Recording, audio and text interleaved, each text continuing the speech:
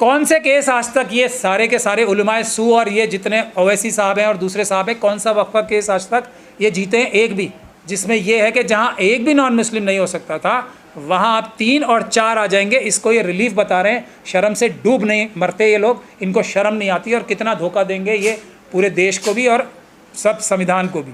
कम से कम बोल तो रहे हैं हम हार गए, सुप्रीम कोर्ट में हम लोग हार गए, ये तो कह दें ताकि लोग अपना आंदोलन करके अपनी प्रॉपर्टीज़ बचा सकें।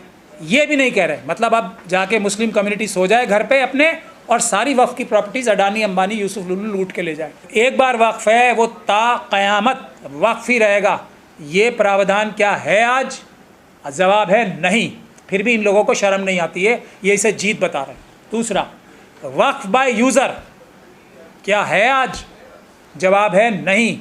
उसके बाद भी ये बेशर्म इसे जीत बताते हैं। इमरान प्रतापगढ़ी साहब का भी आज पता लग गया। अगर किसी चीज़ के बारे में मालूम नहीं है तो मुंह नहीं खोलना चाहिए उसके बारे में, लेकिन अगर किसी चीज़ जो सबसे बुरी चीज़ हुई है उसकी तारीफ़ की जाए तो मेरे ख्याल से इससे बड़ा धोखा कोई नहीं हो सकता। अब मैं आपको जजमेंट पढ़ के सुनाता हूँ। जब ये लोग सुप्रीम कोर्ट गए थे, याद कीजिए, ओवैसी साहब को, मदनी साहब को, सारी पर्सनल लॉ बोर्ड के सभी मेंबर्स को उन्होंने ये कहा था कि हम इसमें 43 चेंजेस हुए हैं, 43 के 43 को रिजेक्ट करते हैं। इसमें से एक भी प्रावधान ऐसा नहीं है जो वफ़ के हित का हो। ये वफ़ सारे के सारे प्रावधान जो चेंज किए गए हैं ये वफ़ को लूटने के लिए बनाए गए हैं। ये सब की स्टेटमेंट थी, ठीक है नहीं थी? अब जब ये फैसला आया तो इसमें हुआ क्या है वो मैं आपको पढ़ के बताता हूँ। मेरे बोलने से कुछ नहीं होना चाहिए, आप लोगों को अपना दिमाग लगाना चाहिए और कौन आरएसएस के लोग हैं और कौन आरएसएस के लोग नहीं हैं ये समझना चाहिए। पैरा नंबर 209 में कंक्लूजन्स आए हैं। इसमें ये कहता है, in totality of circumstances we do not find any case is made out to stay provisions of the entire statute. हमने सब कुछ देख लिया, सारी बहस सुन ली और हम ये अब कहते हैं, सुप्रीम कोर्ट कह रहा है ये कि कोई भी केस नहीं बनता है वक्फ एक्ट को स्टे कराने में, और इसके बाद उसको जीत बता रहे हैं। बेशर्मी की हद है कोई?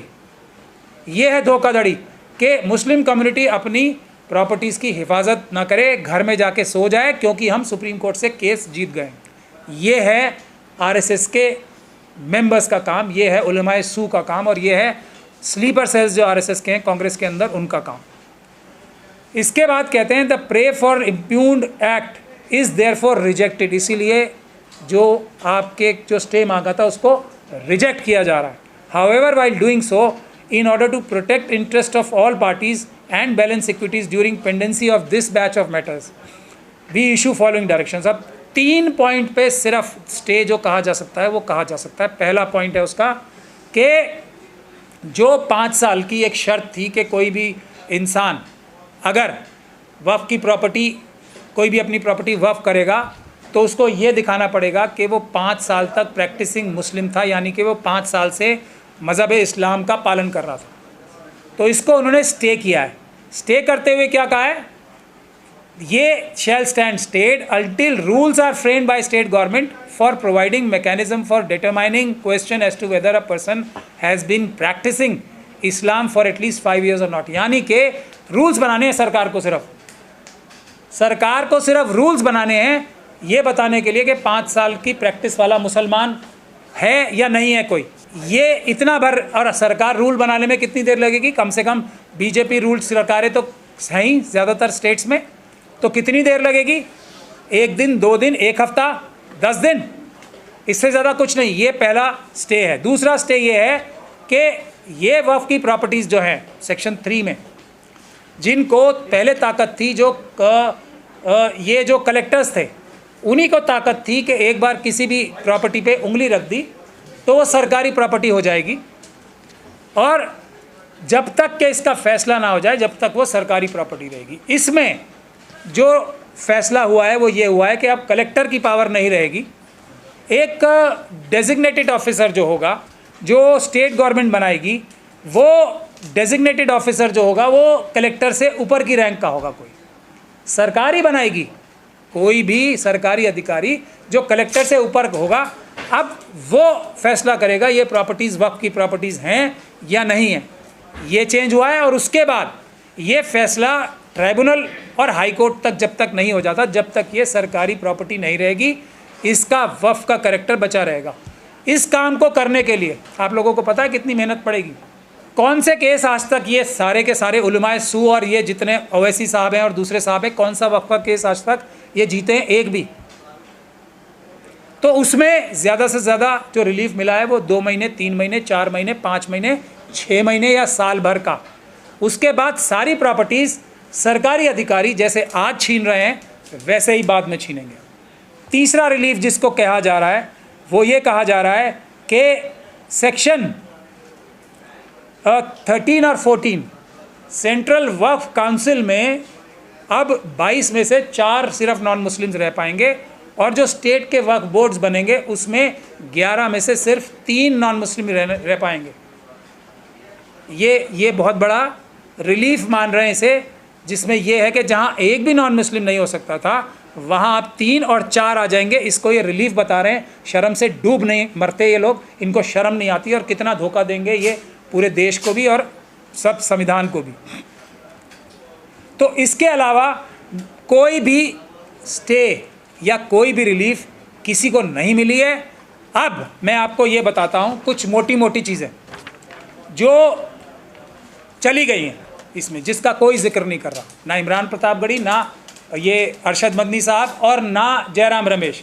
पहली चीज़ क्या गई है इसमें, मैं तो ये सिर्फ थोड़ी सी बता रहा हूँ। हालांकि 43 की 43 चीज़ें ऐसी थी जो कि आरएसएस और बीजेपी ने बहुत सोच समझ के, हम लोगों ने जो 2013 में एक्ट बनाया था उसको ख़त्म करने के लिए और उसको नेस्तो नाबूद करने के लिए ये सारे 43 प्रोविजंस आए थे। 43 के 43 प्रोविजंस ही जाने चाहिए थे।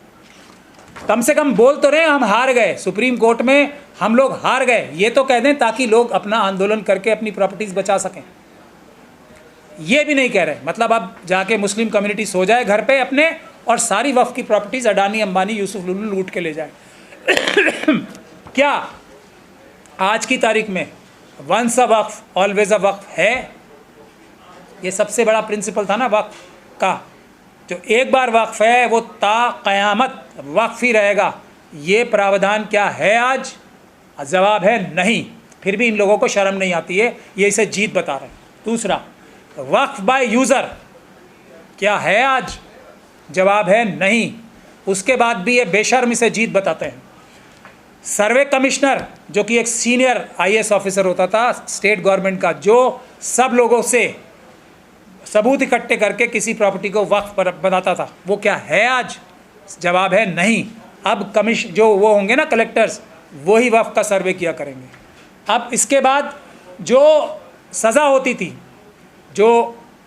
होती थी ना, कैद बामुशक्कत चक्की पीसने वाली सज़ा, क्या है आज? नहीं। जो अरेस्ट होने का प्रावधान था इसमें, नॉन बेलेबल ऑफेंस था, कॉग्निजेबल ऑफेंस था, जो वो क्या है आज? जवाब है नहीं। फिर भी ये बेशरम लोग इसे जीत बताते हैं। जो ओवरराइडिंग इफेक्ट था कि वक्फ के कानून का सभी पुराने कानूनों के ऊपर वर्चस्व रहेगा, बढ़तरी रहेगी, जो आमतौर पे ज़्यादातर कानूनों में ये प्रावधान होता है कि पिछले सारे कानून, क्योंकि पार्लियामेंट को पता होता है कि पिछले कानून ऐसे हैं, तो जो अब का कानून बन रहा है वो उस पर बढ़तरी हासिल रखेगा। वो क्या है? वक्फ के लिए आइडेंटिफाई करके हटाया गया क्या है? नहीं। फिर भी ये बेशर्म से जीत बता रहे हैं। क्या नॉन मुस्लिम्स जो एक मेन डिमांड थी, वक्फ के अंदर कुछ भी नहीं रहेंगे, क्या है? जवाब है नहीं। फिर भी ये बेशर्म जीत बता रहे हैं इसे।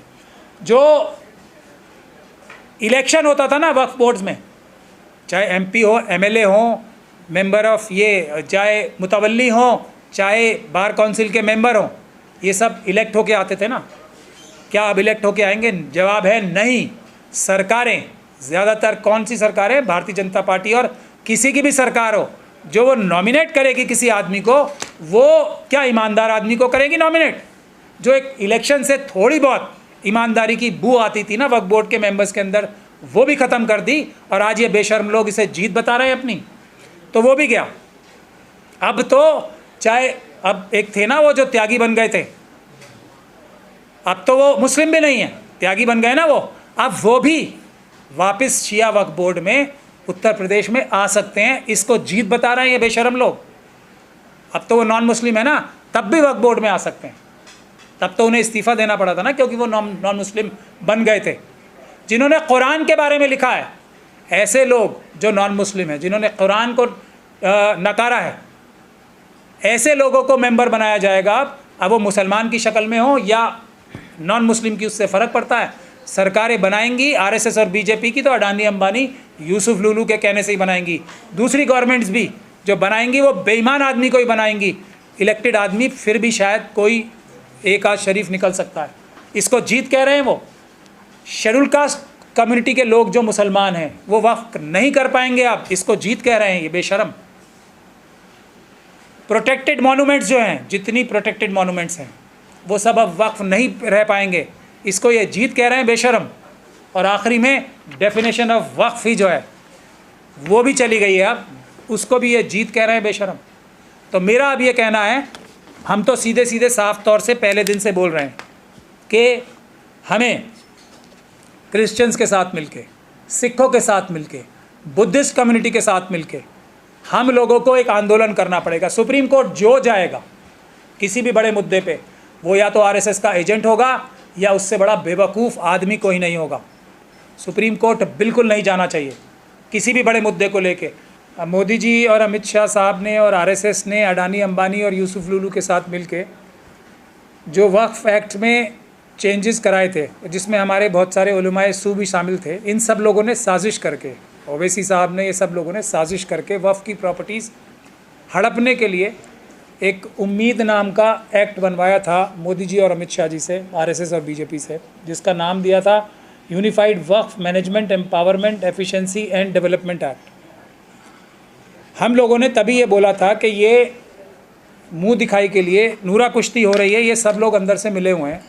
आज वो बात 100% साबित हो गई है, क्योंकि जैसे एसआईआर में आप सब लोगों ने देखा ना, एसआईआर ख़त्म कराने सुप्रीम कोर्ट में गए थे और सिर्फ आधार कार्ड लेके वापस आए और उसको विक्ट्री बता रहे थे। ये सब लोग भी आरएसएस और बीजेपी से मिले हुए लोग हैं जो एसआईआर की सुप्रीम कोर्ट के ऑर्डर को भी जीत बता रहे थे। उसी तरीके से के फ़ौरन बाद आज एक और फैसला आया है जो पुराने वाले 2013 के वक्फ एक्ट को बिल्कुल मिट्टी में और धूल में मिला दिया जिसने, और वक्फ की जितनी भी प्रॉपर्टीज़ हैं उनके ऊपर बहुत बड़ा ख़तरा नहीं, ख़तरा आ चुका है अब।